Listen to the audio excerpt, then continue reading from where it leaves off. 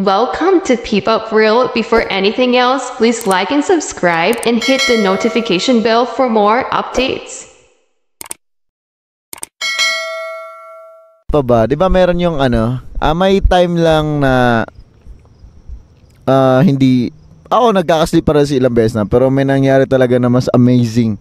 Hindi ako natakot kasi sobrang awesome lang. Wow. Kasi feel ko yung spirit ko is tapos nasa ceiling lang ako kasi astral something, astral projection tawag. So biglang feeling ko parang nauuhaw ata ako. Tapos pagbangon ko, parang lumitaw na ako. Iko, paano ko babalik sa katawan ko nito? Kasi nakalutang or di ko ano nangyari or sobrang pagod lang siguro. Pero I was just staring at my body the whole time. Meron yun eh. I was just staring at my body the whole time. So ang nangyari, parang parang nakikita ko yung paligid ko na lumiliwanag na. Tapos biglang nag-blackout, tapos nagising na ako sa ko.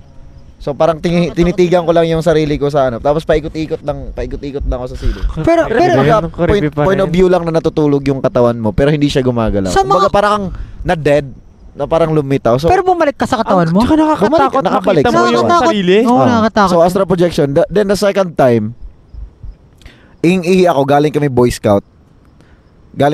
So sobrang nakakapagod, di ba, pag Boy Scout ka, tapos pag uwi mo ng bahay, haba ng biyahe, tapos ginagawa, ulanan kami, tutulog agad ako, di na ako kumain.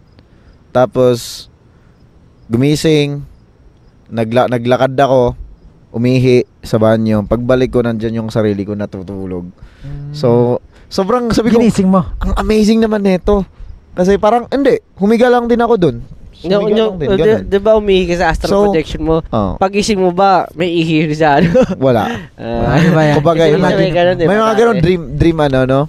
Pero lang, napaka-amazing lang mga ganung pangyayari na I'm not sure if imagination ko lang yung gumawa or totoong pangyayari may chance. Hindi ka makabalik eh. Yung astral actually may mga minsan part siya ng minsan rin siya ng sleep paralysis. Oo nga daw. Yung astral projection na para minsan una ikaw nasa katawan mo, minsan daw nawawala ka sa katawan mo. Pero pwede it's a chance gano'n na hindi ko din maalam, pero parang nagre-research ako din lagi sa ganyan kasi marami rin ako sleeping disorders eh. Pero gusto